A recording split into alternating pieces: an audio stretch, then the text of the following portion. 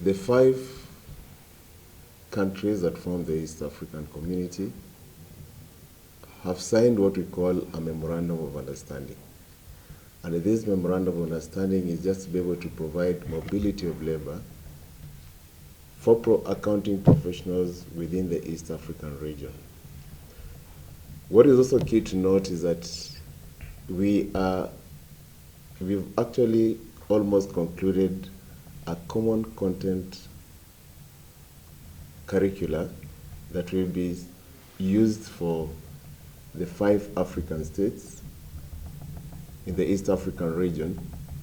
And one that happens is that we are going to have professionals within the East African region being able to work anywhere without being able to have these barriers to mobility of labor.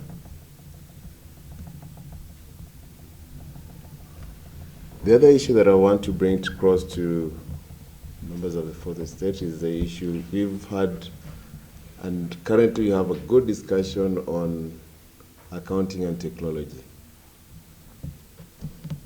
For many years, there's been this call and perception that the jobs for accountants are going to be taken over by technology.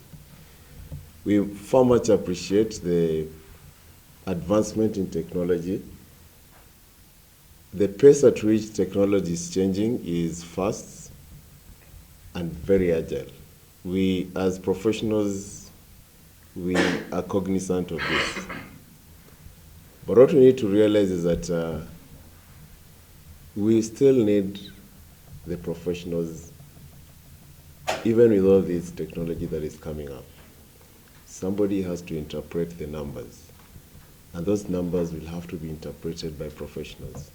So what we're trying to do is just to get what are these skills or competencies that we'll need to be able to have as professional accountants going forward to be able to facilitate professional accountants in future, to be able to provide the information that users of our financial statements are going to need going forward.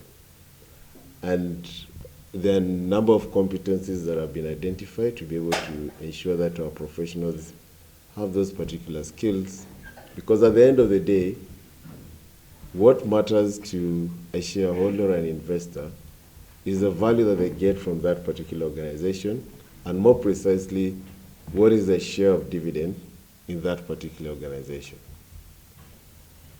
So as we speak this week, one of the discussions that you're having, and I hope it's currently ongoing right now, is on technology.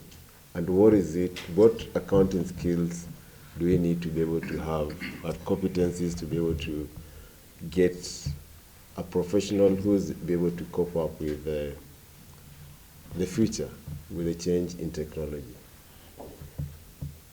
Lastly, as a country, and just speaking now to the Kenyan environment, is just to be able to mention to the press that as a country, we are looking at how to be able to improve the regulation of the accountancy profession. And there are a number of issues that as an institute we are looking at implementing, and one of it is the issue of the practical experience. And in partnership with CASNEB, we are going to roll out what we call the practical experience framework for professional accountants.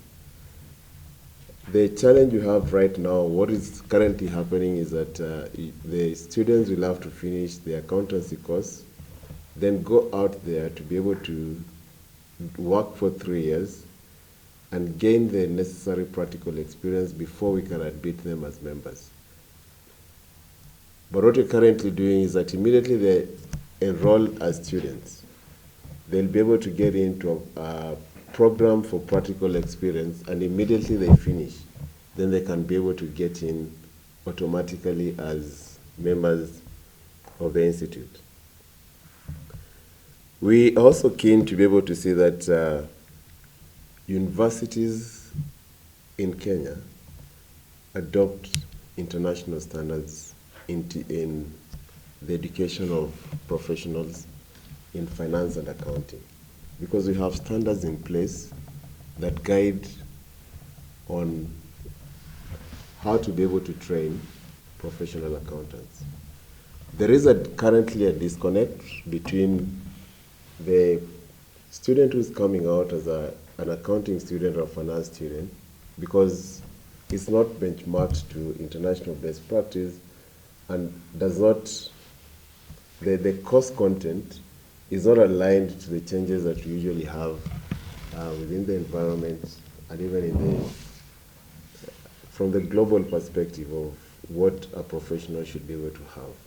And this is one of the key areas that we are seeking to be able to ensure that, and we had a meeting this week with the CS for Education, Ambassador Amina Mohammed, to be able to discuss on how to be able to entrench this, to ensure that also universities are able to adopt the international education standards, accounting education standards, to be able, so that when they come out, it becomes easier to have them come absorb. Because what is happening right now is that they still have to go through a number of papers in CASNEP to be able to become members of the institute or be recognized as professional accountants.